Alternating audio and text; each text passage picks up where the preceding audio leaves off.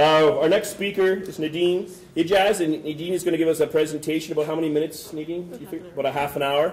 And then we're going to go to our panel discussion with all the panelists. So we have 6 panelists, and Nadine will be part of that. So if we can give her our attention, and we're in store for some more education. So thank you, Nadine, for joining us, and we look forward to your presentation. Great. Well, thanks so much. Can everybody hear me at the back?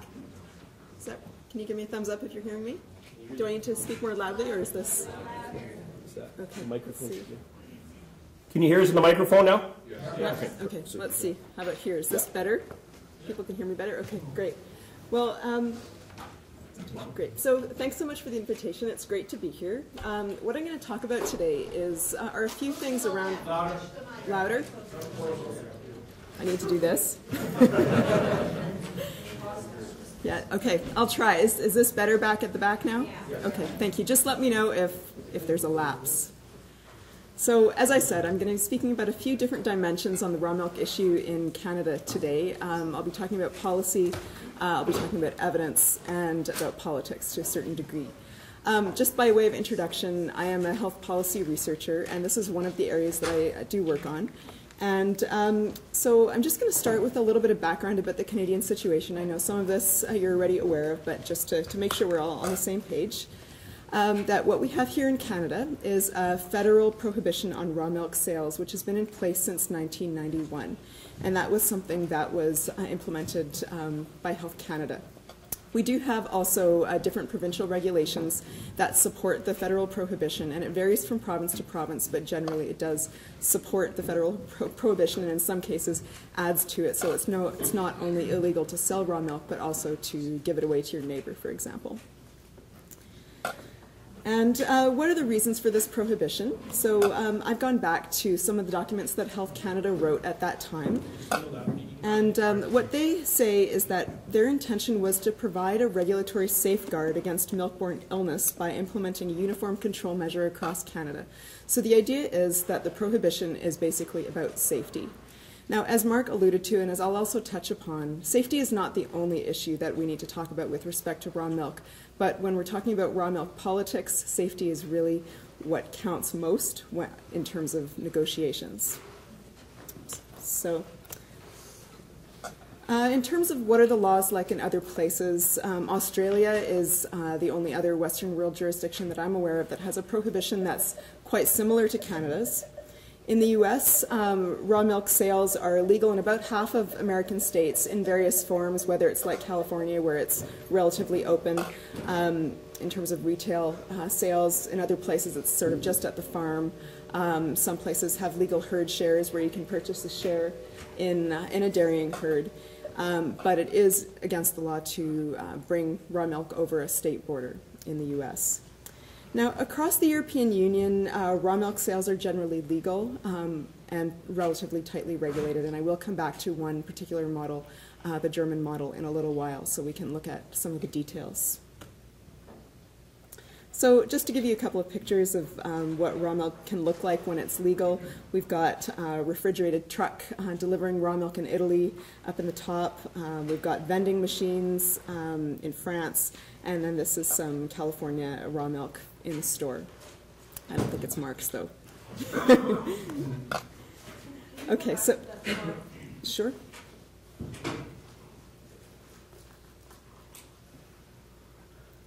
I'm also happy to forward you the slides if you'd like. Yeah. Okay. Just let me know when I can move on. Yeah, that's fine. All right. Great. So what I wanted to do before talking a little bit in more detail on the issues is to actually frame the issues for us.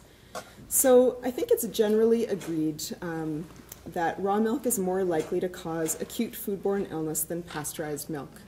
Now, how much riskier raw milk is likely to be is a matter of contention. There's one American peer-reviewed study that I'm aware of that has done a calculation that suggests that raw milk may be about 150 times more risky than pasteurized milk.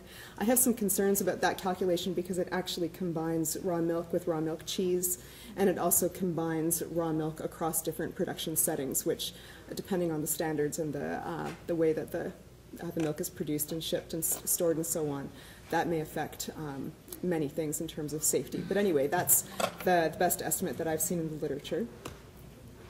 Where the disagreement seems to arise is around how do we manage this risk at the policy level.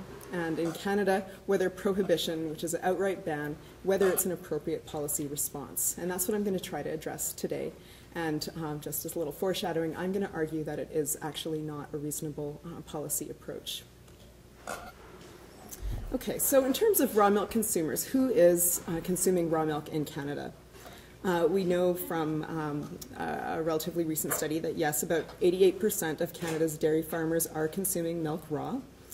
In studies that look at dairy farmers in generally Western world countries, why are they tending to consume milk raw, even if the milk is going out for pasteurization? Excuse me, generally dairy farmers seem to prefer the taste and the convenience of consuming milk raw on the farm rather than going to the store and getting milk when they're producing it right there. And generally dairy farmers do seem to be aware of the potential risk associated with consuming raw milk, but they're going ahead and doing so anyway.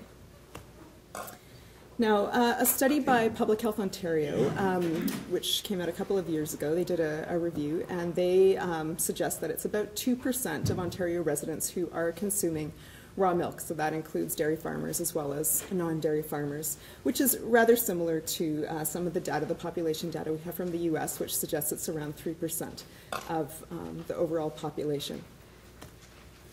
Now, consumers who are non-farmers seem to have different reasons for consuming raw milk from dairy farmers. And part of that may account for the fact that they're going out of their way many times to go and access this product. So yes, some people do prefer the taste, but there seems to be a trend towards people who prefer more quote-unquote natural products, local products, foods that are less industrially produced, tend to prefer raw milk over pasteurized milk. Also, there's some interesting work that suggests that folks who are choosing raw milk tend to have lower confidence in the messages that come from public health bodies. So that's very interesting. It suggests that there's maybe something to look at here in terms of value differences between raw milk consumers and conventional scientific thinking, or something to look at in terms of the kind of messaging that's coming out from public health. Do I need to speak up a little bit? Yes. Thank you for letting me know. Maybe I'll just lean in. Is this better? Can someone help me with this? It's hard. I'll do my best. All right, so keep going here. Now, the difference between these two groups in Canada is that the first group, dairy farmers, do have access to a legal supply of raw milk, whereas the second group doesn't have access to a legal supply of raw milk, and that's what I'm intending to focus on in today's presentation. Okay, so just a little bit of background about the Canadian situation. There are a number of organizations that have articulated support for legal access to raw milk. It includes about a third of Canadian dairy farmers, as well as National Farmers Union, Slow Food Canada, and a consumer advocacy group as well. And as many of you may know, there have been some relatively high-profile court cases, both in Ontario and in British Columbia, around raw milk. The first is the well-known case of Michael Schmidt, who's here in the room, and the other case of Alice Youngerden in British Columbia. And in both cases, at this time, those court cases determined that herd shares, as they have been done so far in Canada or in those provinces, haven't met the standards for being in compliance with the law. However, the Ontario case had some very interesting stipulations around whether if the farmer could really demonstrate ownership on the part of the herd share owners, that it may be reasonable to consider that they were co-owners in the same way that dairy farmers are co-owners in the cow and are owners of the cow, and so therefore raw milk consumption may be considered legal for those folks. Okay, so I've put up a slide here, which is, I moved to Toronto area a couple of years ago, and one of the first things that I noticed when I went in the subway were these ads that were coming out by the Dairy Farmers of Canada, and I thought they were really interesting and kind of cute. So what I put at the top of the slide is this idea that this disagreement around how to handle policy around raw milk is not just about science, which is something that I'm going to address in greater detail today as the science, but there is an economic dimension to this issue. Now, when I read read the Health Canada documents around how the prohibition came into effect in Canada in 1991, it was actually a collaborative effort of Health Canada, strongly supported by the Dairy Farmers of Canada. Now, I don't know all the details of the inner politics at that body or the other dairying bodies, but just to say that there does seem to be some resistance in terms of bringing this product into the marketplace. And I really like this ad because it suggests that everybody should have access to the milk they like, whether it's lactose-free milk or organic milk or 1% or skim or full-fat milk, but whether raw milk actually falls under that, to each their own milk, well, that's a matter for discussion. I'm just going to let you read this little comic briefly, and then we can talk about it. Can you see it? Yeah, all right.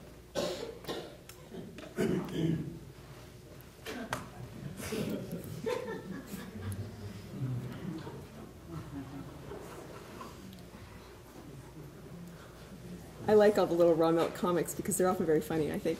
So this one I think is really cute and gives us a sense of the difference in values that may be present among people who are choosing raw milk and people who are opposed to raw milk, where folks who are choosing raw milk may consider that it tastes really good and that whatever risk may be associated with the product hopefully is minimal, but whatever risk may be strongly outweighed by some of the other benefits that they're considering, whether that's a close relationship to the farmer, whether that's food that's produced on a small scale, whether that's a food that they feel is more digestible for them, and a number of other reasons. Whereas on the other side, those things don't seem to be important for other folks, right? And that's fine. People can have different values, but this is coming into conflict in a policy environment where the safety argument is really outweighing some of the other perspectives. All right. So having said that, let's look at Canada's policy-making approach around food and food policy. So Canada has made an explicit commitment to what I'm calling evidence-informed health policy.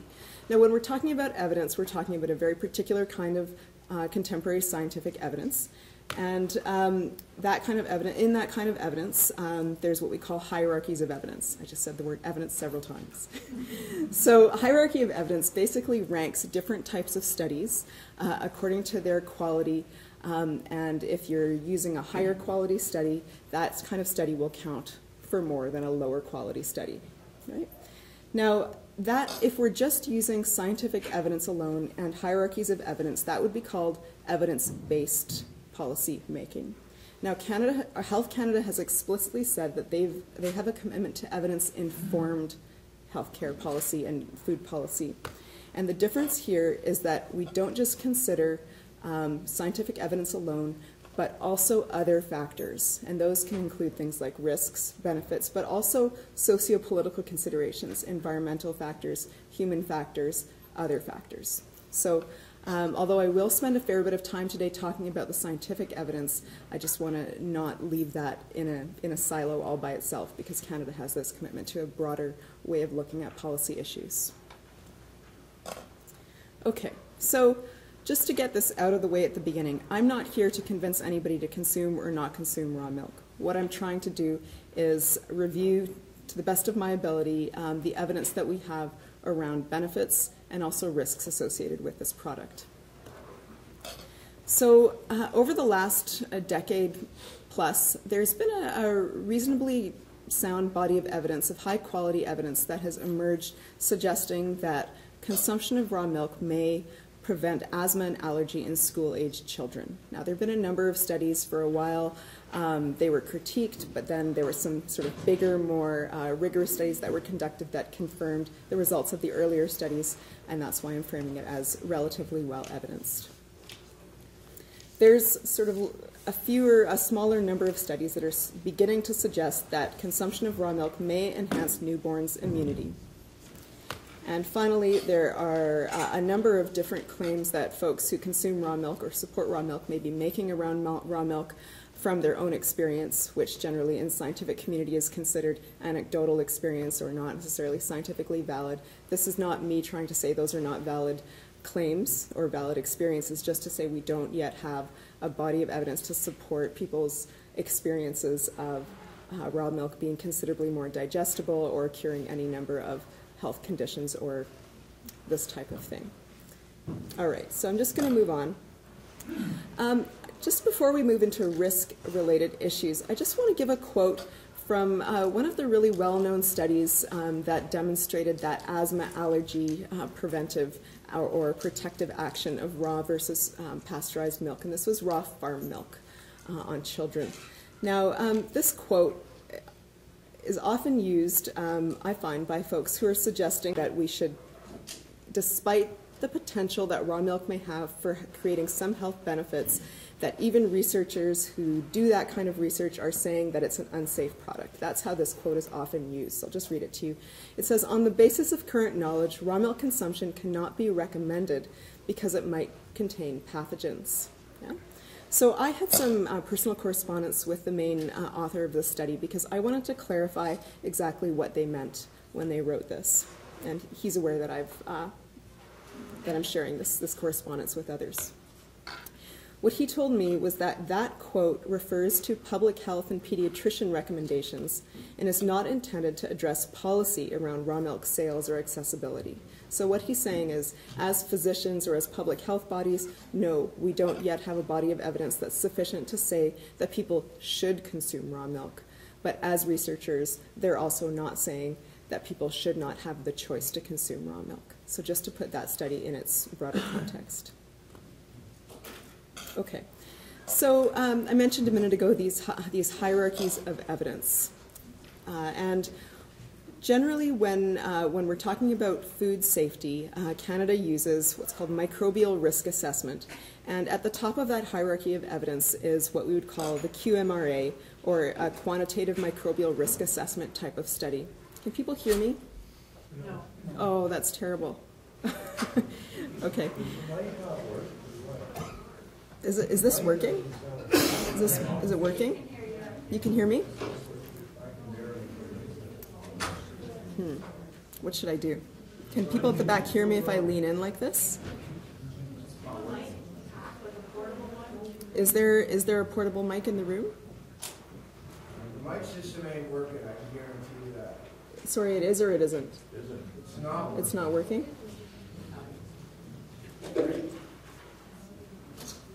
Presentation is really good. You can hear it.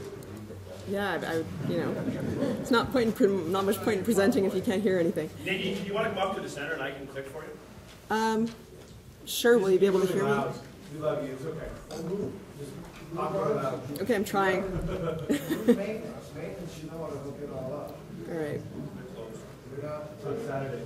Sorry, wait, you think if I speak out here, people can hear me better? Yeah, if you want to just Yeah? speak up in the Okay. I better get my glasses on so I can see. You just press the space bar. Okay. Maybe if you want to even stand on the Stand center up there? podium. Yeah. Is this better? Yeah. Okay. So as I was saying, is this better? You can hear me better? Oh, fantastic. Okay, great. So as I was saying, at the top of this hierarchy of evidence, what we have is something called the QMRA study, or a Quantitative Microbial Risk Assessment Study. Can you keep going for me? Yeah. Great. And I don't want to go into a huge amount of detail about this. This is basically a complex model where you don't just test milk or another food for whether a pathogen is present, but you consider what might happen after the product leaves the facility, as it's stored, as it's transported, as it comes in contact with the person who's eating it. And based on all of those types of factors, how high is the risk likely to be that somebody could actually get sick from this food? Yeah?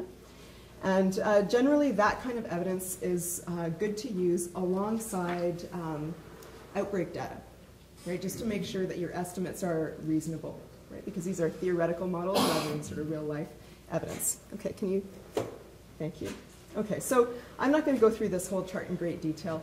What I've tried to do briefly is outline the major pathogens that seem to that do repeatedly show up in tests of raw milk. These are 5 different pathogens. Campylobacter, this pathogenic E. coli, we've got Salmonella, Listeria, and Staphylococcus aureus. And there are a couple more that sometimes show up, like Cryptosporidium, but less frequently. Can you keep going for me? Thank you. So the argument that I'm going to make here is that, similar to what I just said about these QMRA studies, just the fact that a pathogen shows up occasionally in raw milk isn't necessarily enough to conclude that it creates a high risk that somebody would get sick from that. I mean, it's not something that we want to be having, and like Mark said, he's got zero pathogen tolerance standards at his dairy. But just to, what I'm intending to do here is to compare the way that Canada's handling the risk or potential risk around raw milk with the way that we're handling it for other foods, and to suggest that what we need to do is adopt a more standard approach to risk management across these foods. Okay? So go ahead. Okay, so this is what I've said earlier. There's other factors that might affect somebody getting sick or not getting sick if a pathogen shows up in the food. Okay, keep going. Yeah, so this is also what I said. We want to use that kind of real life outbreak data with these high quality QMRA studies. Okay, if you can just put the whole slide up, that would be great. Just, yeah. So if we look at international outbreak data, what we're seeing is that most times if people are getting sick from raw milk, it's from 3 primary pathogens. One is Campylobacter, one is the Aztec, or the pathogenic E. coli, which is a really evil pathogen that you don't want to be getting your kids having, and also Salmonella. And occasionally there have been a couple of reports of people getting Cryptosporidium, sick from the Cryptosporidium in the milk. And as Mark mentioned earlier, there have been many hospitalizations reported, or a number of hospitalizations reported, but no deaths reported over the last 40 years to my knowledge. Okay.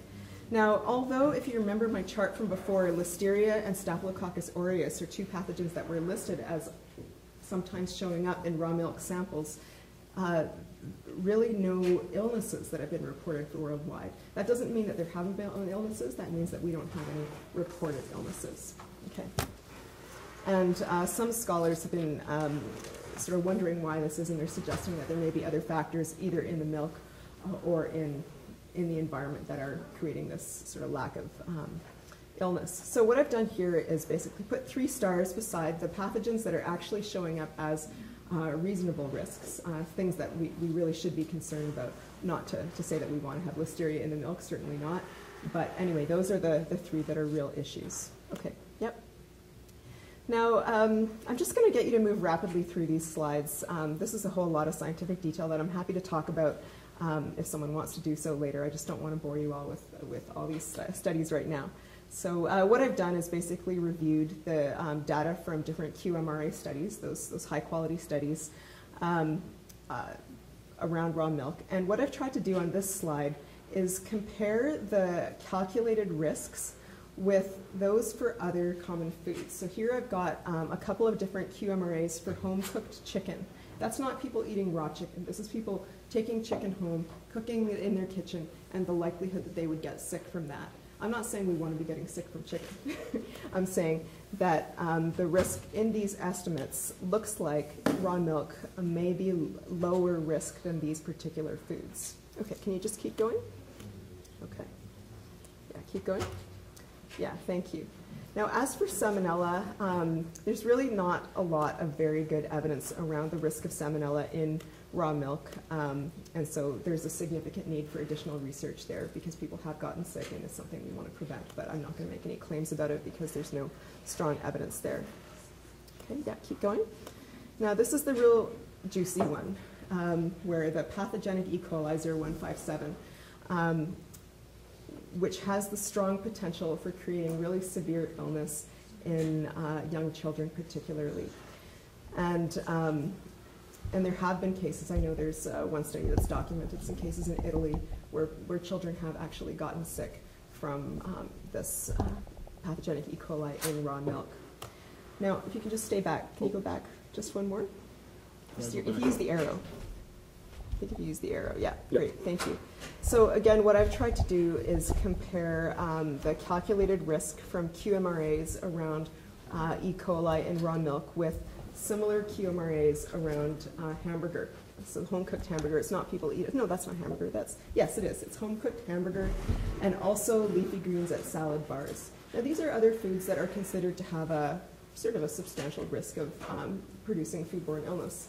But again, the raw milk QMRAs suggest that the risk of raw milk consumption may be significantly lowered. Now, the QMRA studies that I'm using here have done quite interesting things. They're calculating risk for raw milk across different types of production settings. And so they've done a calculation for raw milk under the best possible conditions, raw milk under the worst possible conditions, and they've given a range of estimates in terms of risk. Regardless, compared with the QMRAs for leafy greens and hamburger, still looking like a lower likelihood of producing foodborne illness. And I'm not trying to say this to downplay the possibility that somebody could potentially get sick from raw milk. I'm just trying to put this issue into its context. Yeah? Okay, so you can just skip over that one, that's fine. Keep going. Okay, so I'm just going to move on from risk to the question of risk mitigation, which is something that we try to do when it comes to other foods in the Canadian context. And we know that leafy greens have a risk of producing foodborne illness. What can we do at the level of production, storage, transport, consumption to reduce that risk, right? And so there is a 2013 paper that reviewed different types of mitigation or risk reduction strategies for raw milk. And Dr. Bars, whose paper this is, he separated those two types of risk mitigation into two categories. One he calls ecological mitigation, and one is called technological mitigation. And a lot of this is stuff that Mark alluded to earlier in his presentation, but I'm just putting it up here again. So on the ecological side, we're talking about managing risk at the farm level in terms of hygiene, keeping things clean, avoiding higher risk feeding practices. And then on the other side, there's technological mitigation, which is something that significantly differentiates contemporary raw milk production from raw milk production, say, 100 years ago, right? Where we have the possibility to do things that can reduce risk significantly more than in the past. So in terms of temperature control, in terms of disease testing, in terms of milk testing, and so on. Okay. So the question is, how effective can mitigation be? So I'm citing the case of Germany, where raw milk has been legal for a long time, as far as I know. And the standards for raw milk for human consumption are significantly higher than the standards for production, safety standards for raw milk that's intended for pasteurization. And just gonna, I can't really see my slide here. Can you? Yeah. Great. And what Dr. Bars is doing, he's reviewed the testing results of the German government over many years, and he said that the risk of illness from raw milk, when it's produced in this type of context, can be quite negligible. If you can move to the next slide. And he's saying that over 15 years in the German context, only a single positive test for pathogenic E. coli had shown up. Now, as in California, in the German context, there is this policy of zero pathogen tolerance. So that means if a human pathogen, something that could make a person sick, does show up in the milk, that milk cannot go for human consumption. And I think that's quite a reasonable policy approach in terms of what we could look at in Canada. And if you can just, yep. And I want to contrast two ways of thinking around risk for raw milk that I think really differentiate Canada's approach from other jurisdictions. So in jurisdictions where raw milk is legal for sale or access through a herd share program, generally speaking, a zero pathogen tolerance, can you just move back for 1 second? Yeah, thanks. A zero pathogen tolerance, where if a pathogen shows up in the milk, that milk can't be sold, that's what's been taken. Whereas what we have in Canada, and across the scientific literature actually, is this perspective, which I find a little troubling, is this idea that we should have zero risk associated with this product in order for it to be made legal. And what I'm going to suggest is that this is not an approach we take to any other food. So if you can just put up the next slide, please. Thank you. Okay, so I'm just going to demonstrate zero risk reasoning as it pertains to raw milk. Can you just put the slide up? Thanks. So this is a quote from a recent study in 2013 that was associated with, there was a raw milk outbreak, raw milk associated outbreak where some people got sick in the US, and it was actually associated with a dairy where, a certified raw milk dairy, so it can happen. sadly. And this is a scientific study that sort of looked at what had happened. And the authors say, consumers can never be assured that certified unpasteurized milk is pathogen-free, even when coming from a seemingly well-functioning dairy. The only way to prevent unpasteurized milk-associated disease outbreaks is for consumers to refrain from consuming unpasteurized milk. Okay, it's true, but is this how we approach other things? Can you put up the other part of the slide? So just to contrast that with this idea. Right, so we don't necessarily ban life jackets because they create the possibility that somebody could go in the water. It's not a reasonable approach to looking at risk. Okay, can you put up the next slide? Similarly, yeah, keep going. Leafy green vegetables have been identified as the most frequent cause of foodborne illness in the United States, causing 20% of all cases. Keep going on the slide. But are we planning to prohibit the sale of leafy greens? Probably not. Right? So what I'm suggesting, and keep going, is that what we need to take is a consistent policy approach across foods, and that prohibition, as we have it in Canada right now, is really not consistent with the way that we handle other foods and their associated risks. Okay. Something that I find a little troubling is that if you read the Health Canada documentation around the 1991 prohibition, there's something called a regulatory, I've forgotten the exact words now, impact analysis statement, regular RIAS, which whenever a new policy comes through, the government needs to basically outline why they took this policy approach, what was the background, what's the intended effect of this policy, and what alternatives did they consider when they put this policy into effect. And with respect to Canada's prohibition on raw milk, the Government of Canada, Health Canada, says very clearly in that document that they didn't consider any policy options other than prohibition. I would very much like to know why, especially given that there are other policy approaches in other places that have been shown to be reasonably effective. And that prohibition is a relatively extreme policy approach that, similar to things like quarantine, it's not something you tend to do on a regular basis. You don't just go quarantining people because they have the flu. You try to take other measures to preventing public health problems. But prohibition is really the end of the line. It's the most extreme approach you can take. And for me, it's wouldn't it be better to take something that was a little bit more moderate, see how it works, see if we can tweak it to reduce risk sufficiently without doing something which arguably creates a higher risk, which is create an underground market, which is totally unchecked in terms of safety. Okay, yeah. Great, so just briefly before we close here, I just wanted to outline a couple of policy alternatives that we have in the Canadian context. How likely it is that these would actually come into effect is up for discussion because there's definitely a political environment that this is happening in. The first option is that we attempt to legalize the sales of raw milk within the existing dairy marketing model, the supply management model that we have here in Canada. Under such a model, we should arguably create high standards for raw milk production that are similar to what other jurisdictions, whether it's California or Germany, have, where the raw milk standard would be higher than what we have in terms of bacterial standards than just for the raw milk for human consumption. And the other option would be something that would be at the provincial or territorial level, where one jurisdiction at a time we could try to legalize herd sharing, which is co-ownership of dairy herds with a dairy farmer. So that, because what we have here in Canada is a prohibition on raw milk sales, but not on raw milk consumption.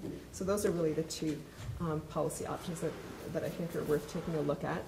And if you could put the next slide up.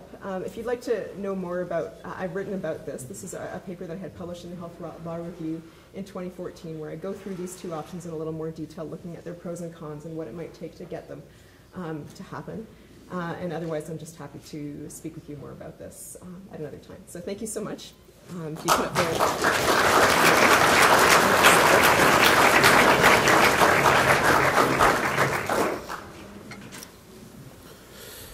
Great, thank you, Nadine. Yeah, we're going to move to our panel discussion now. So Nadine's going to be available for some questions on the panel.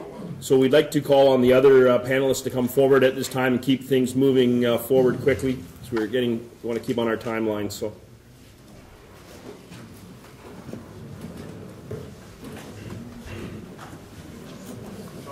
Yeah.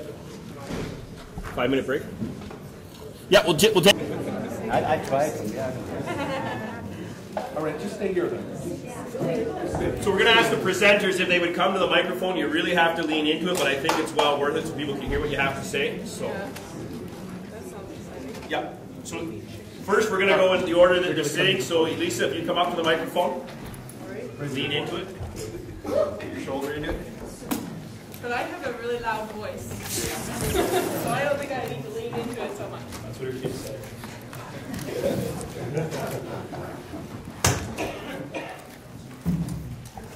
Are you okay? I'm not in the way? So I guess this panel is about from confrontation to cooperation. I have to say that we already are cooperating. It's the confrontation that doesn't seem to stop coming at us.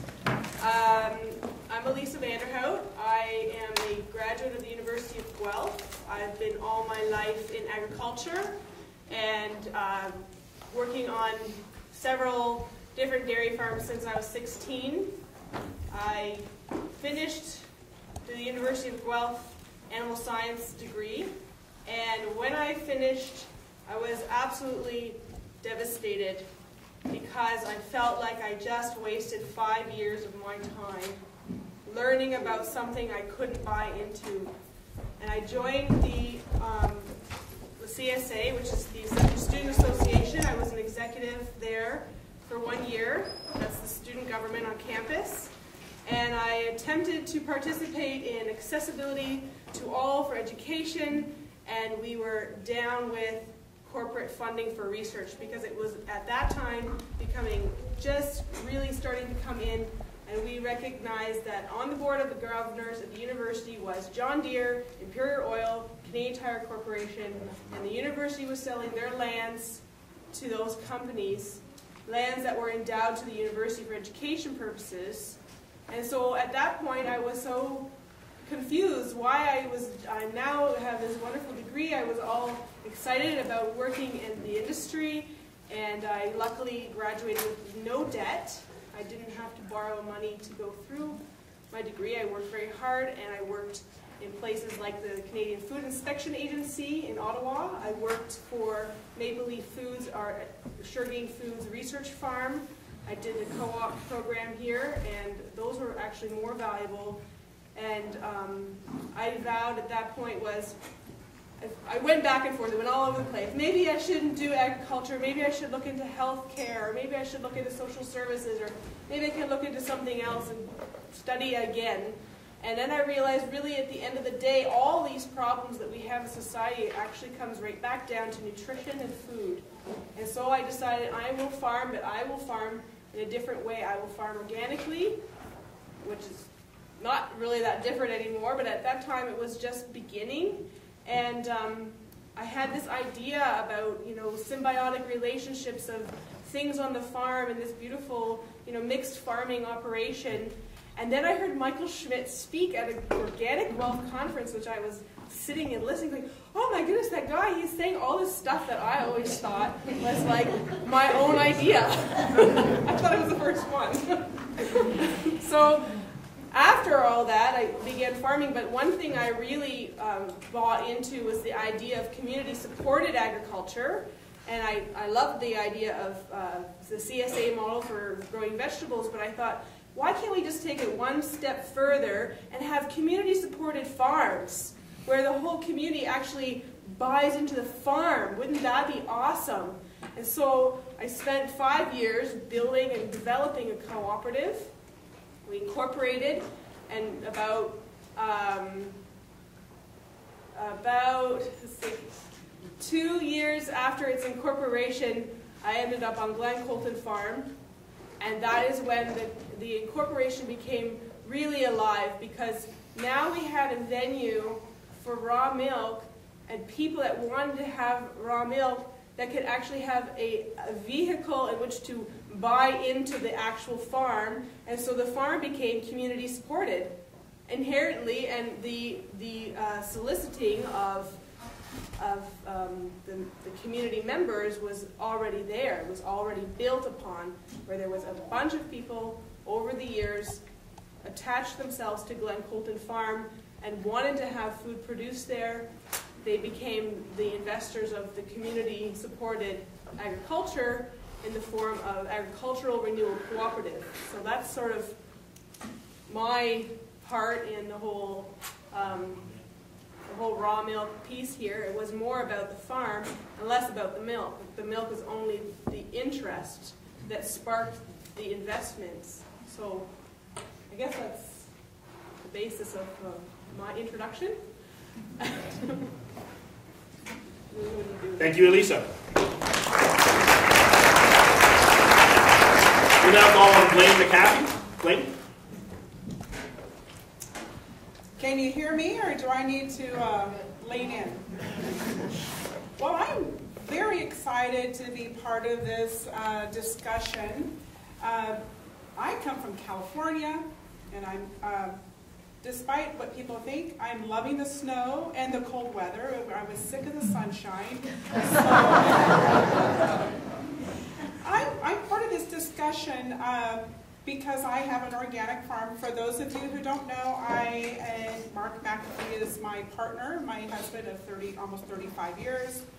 But my background, I started my career at a 23-year career as a labor and delivery nurse. So I went on to get my master's degree and taught nurse education at a couple of the local nursing schools, universities. But I had an opportunity, I was just kind of ready in life. I had an opportunity to join our family, my son, my daughter, and my husband on our family farm. And a family farm of milking 500 cows is pretty small in California. But nonetheless, I was ready to make a change. I started working as our food safety auditor. I have a background in science and medicine, and I have a very strict view of what sanitary, clean, and safe should be. So I brought those skills forth to our team, and I was our food safety auditor. I also did farm tours, which was the most fun, and I dabbled in herd health, organic herd health.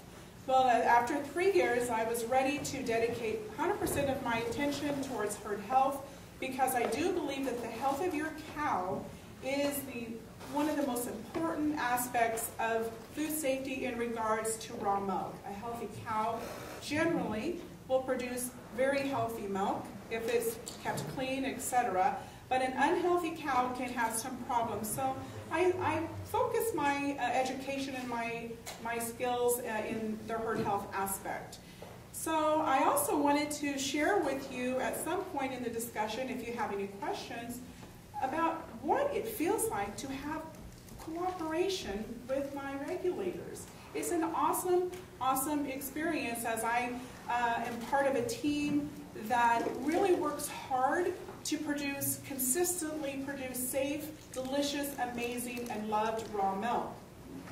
So for me to have tools and accessibility of my regulators, who are the experts, my veterinarian, my health department, the UC researchers, the people that know far more than I do, they are at my disposal without any backdoor entrance. I can email them. I'm working with one of the UC Davis leading researchers right now. She is awesome, and she and I have worked together now on 2 projects, as well as in international collaboration. I work, as Mark mentioned, we work with Dr. Katharina Berg. She lives in Belgium. She's Swedish born, and she did her second PhD at UC Davis with studying epidemiology. She is smart, and she knows. I can call her on her cell phone and ask her a question, and I've done that many times. So that's what I'm bringing to the panel, and if you have any questions on that, but I will keep Canada in my prayers that you really can get to this place, because it is the way it should be. Thank you.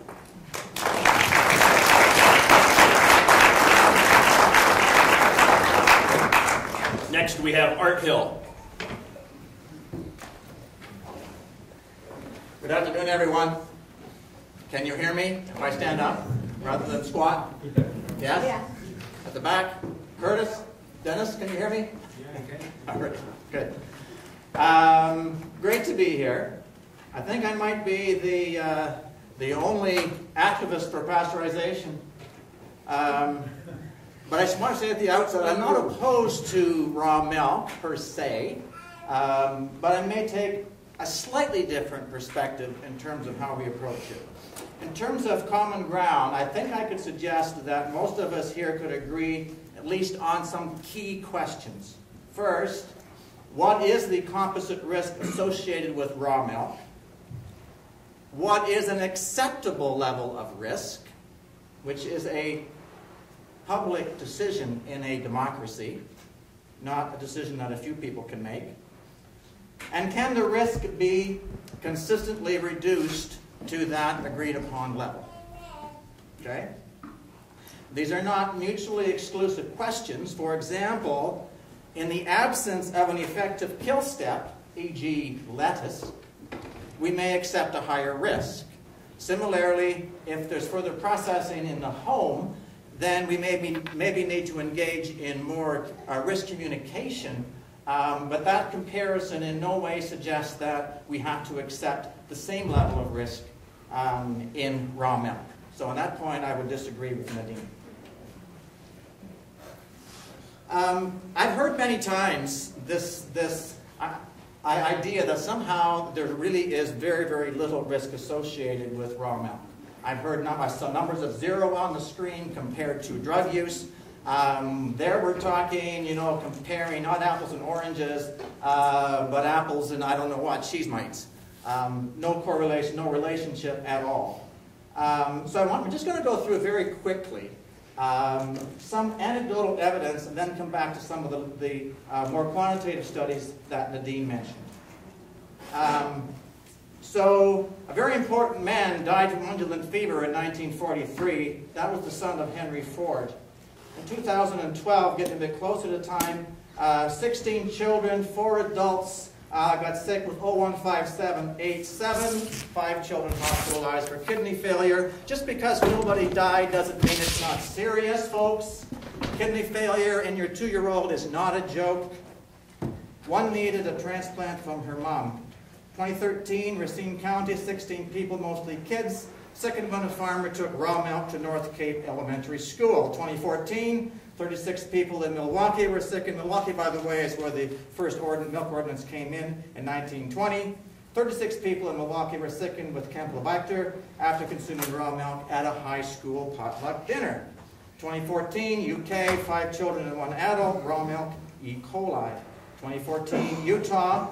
These are recent dates. Notice 2014, Utah, raw milk from a Utah dairy sickened 99 people with Campylobacter. 1 died and 10 were hospitalized. Not true, there are no deaths, folks. 2015, Indiana, several children under 2 sickened with Campylobacter. 2015, Victoria, Australia, 1 child died, 3 had hemolytic uremic syndrome, another developed cryptosporiosis. 2012, in San Benito County, California, Clarabelle Farms, 22 illnesses with Campylobacter. The same company had another recall for Campy in 2015. So, anecdotal, a whole bit of it, I know. But let's not conclude that there's no risk.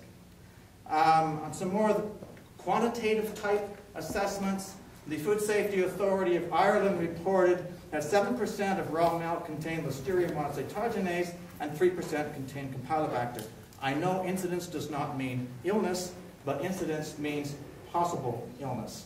2 quantitative RE models studied, I hear this all the time that they have raw milk in Europe, why not here? 2 quantitative RE models studied risk associated with raw milk vending machines in Italy. Their analysis would take too long to explain, but general and a clear conclusion from the study is that milk purchased from Italian raw milk vending machines should be pasteurized before consumption. If on their models, if consumers pasteurized the milk before they consumed it, the risk was almost 0, very, very close to 0, whereas there was thousands of people would get sick if the milk was not pasteurized. So there are issues with raw milk in vending machines in Europe. 2015, Johns Hopkins University, they concluded that consumers are about 100 times more likely to get foodborne illness from drinking raw milk than from drinking pasteurized milk. The CDA study that Nadine cited was 150. Yes, it did include other things besides milk, Probably, though, some of those products would actually have lower risk than raw milk itself. So again, it's 100 or it's 150, whatever it is, it's in that range. It's substantial.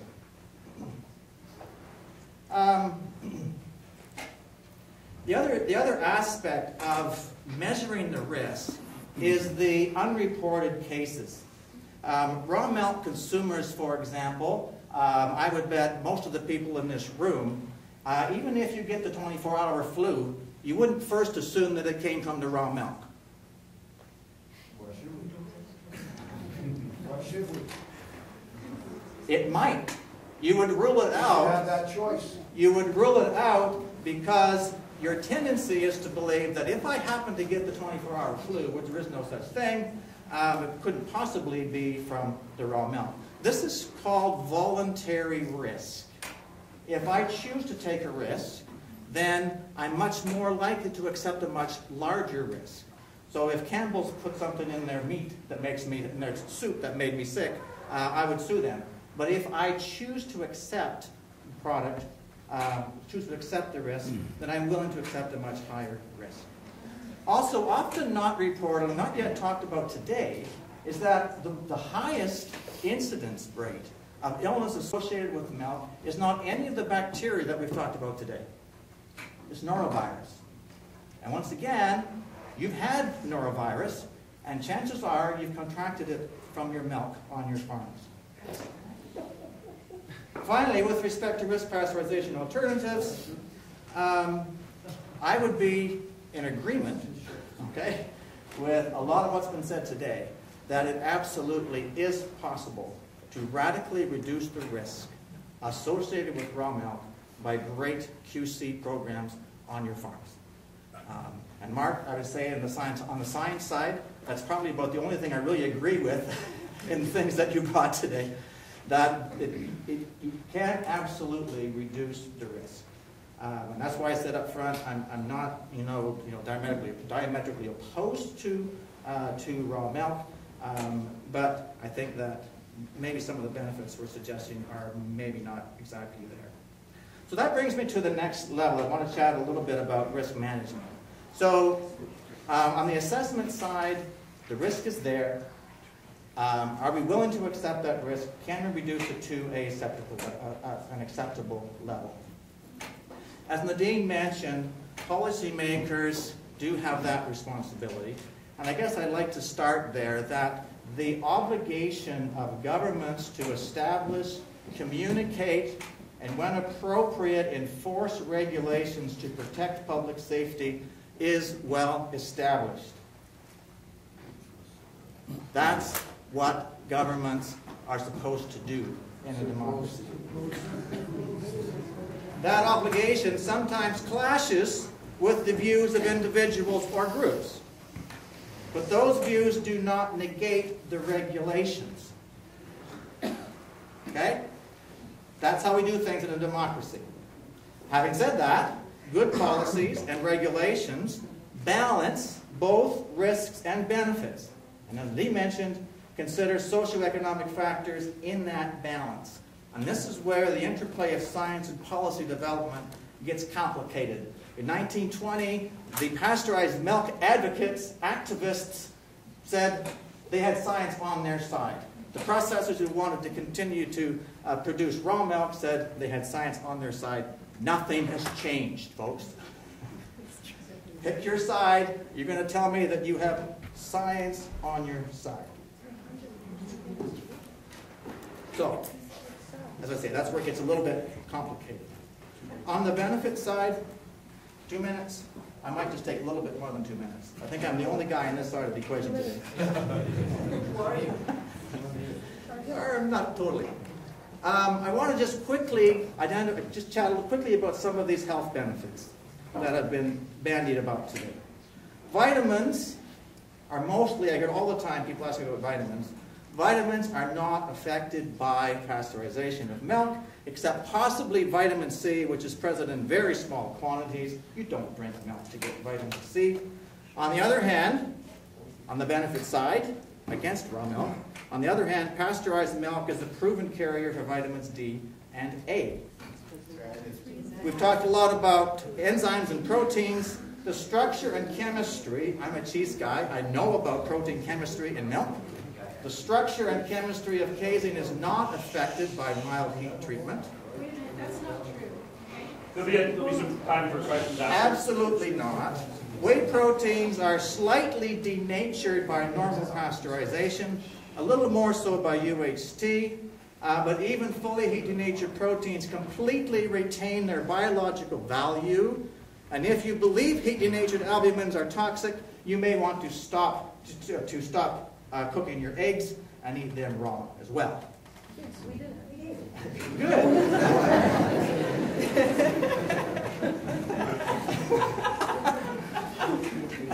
Physical structure of heated milk is also not terribly changed. So Mark, the picture you have of the micrographs, all those graphs are showing is that pasteurized milk, or any milk, if it's homogenized, has smaller globules. Homogenization has nothing to do with safety. You do not have to homogenize your milk for it to be legally pasteurized. So the structure of milk is not changed by heat treatment.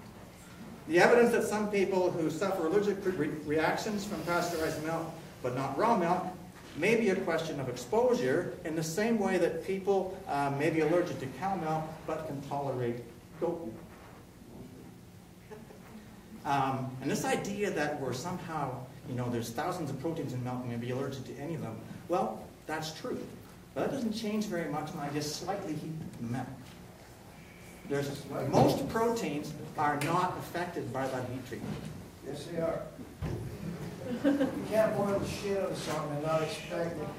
You guys, let's just respect Dr. Hills. It's been his chance to talk. We can speak by ourselves. Finally, You just have free range. this one will be even more controversial, so just give me a second. We're all, even the best of us, scientists, we're all subject to placebo effects. After we had this conference here on science versus policy a few months ago. After that conference, one of my colleagues, who's actually a plant scientist, and he's working with microRNA, and he realized that, from asking around at the conference, that milk also contains microRNA. I'm not geneticist, I don't even hardly know what it is. But it's a genetic component in both plants and animals. And he became concerned about this microRNA, and because of it, stopped drinking milk. And he emailed me and said, I don't drink milk anymore, and I feel so much better. And I emailed back and said, no, just hold on. You and I are scientists. We both know that this is totally anecdotal, subject to everything from placebo effects to just outright coincidence. How can you actually, tell me this, that you are drawing a line between microRNA and whether or not you feel good if you drink milk? And he wasn't distinguishing between raw or pasteurized milk. Okay. So, to me, that's the benefit side. There may be some, particularly with the hygiene hypothesis, there may be a little bit to build there.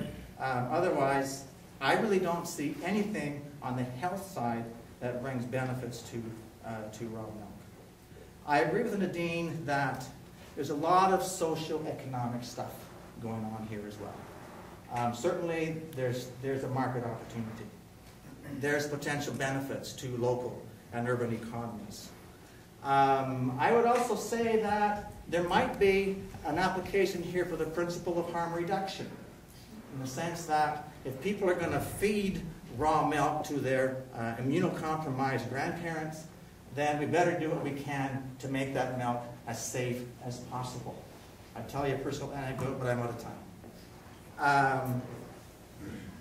There's also what I would call the bad apple syndrome. If you're the average dairy farmer in Ontario, Canada right now, you're concerned about raw milk because of the risk that someone will get sick with raw milk, and that, in fact, impacts on the whole industry. And I agree there's some dairy industry structure that will make it more difficult to implement raw milk. But that structure itself doesn't necessarily have to prevent it. There's also an affordability side of this.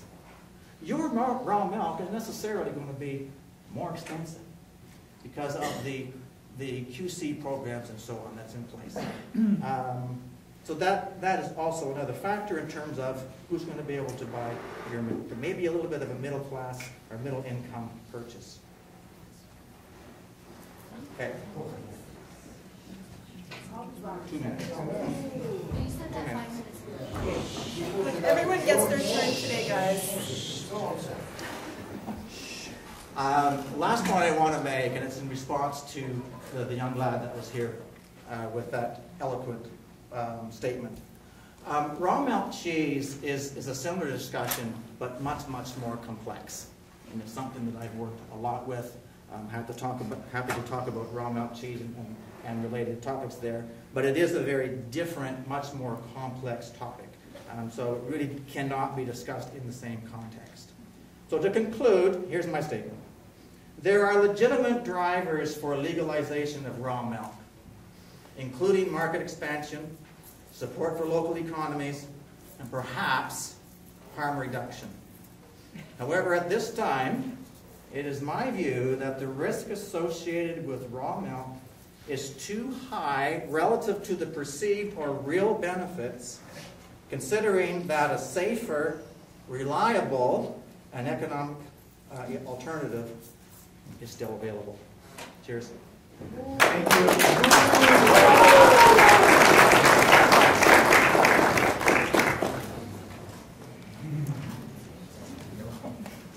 Nadine, you want to just do a quick intro on yourself?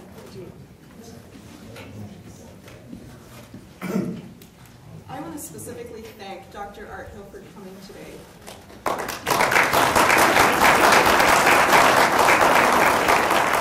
You're welcome.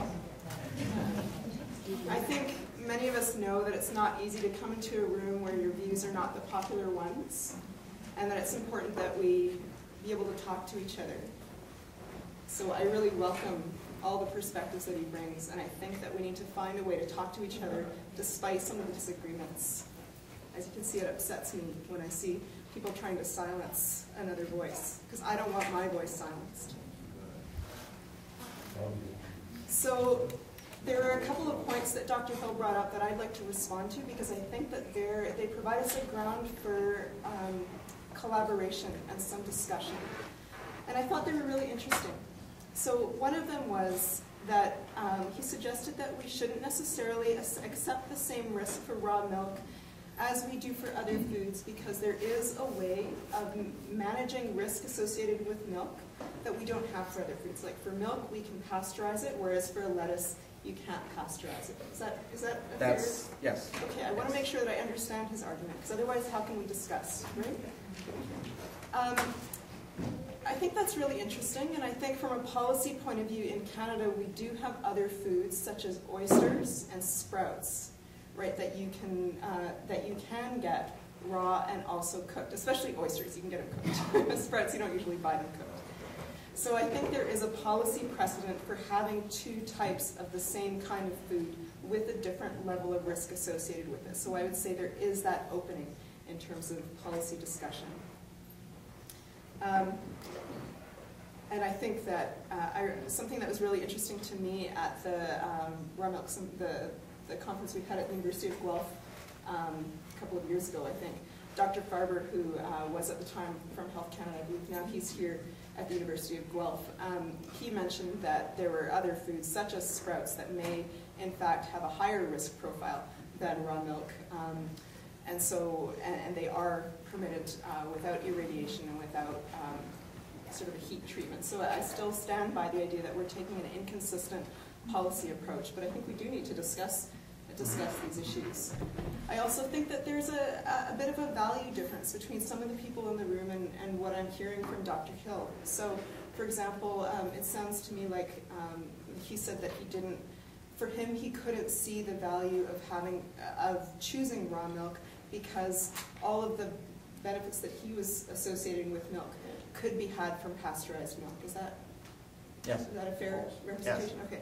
Whereas I think on the part of some of the folks in the room here, there are a number of things that are associated with raw milk, whether it's at the health level or at the level of connection with the farmer, or the idea of supporting a local economy, or there's a number of things that people really value that maybe aren't necessarily represented in that perspective. And so that's just a value difference we have, and we need to find ways to talk across that value difference. So I just really hope that we can somehow find a civil way to have that discussion, because the fact that he's come today, I think, is super marvelous. And I'm going to leave it at that.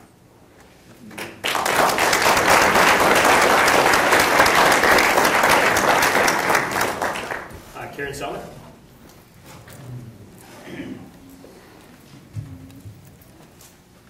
Hi, my name is Karen Selleck, and I'm just going to give a very brief introduction to myself right now because Sean has promised me that I will get to do my 10-minute presentation at the end of the panel, so I won't do it now. I'm a lawyer and I am a writer. I've written a number of articles about raw milk, which some of you have probably read. And from 2010 to 2013, I was the lawyer for Michael Schmidt in his last case. And that's all I'll say right now to introduce myself, and I'll talk to you again later.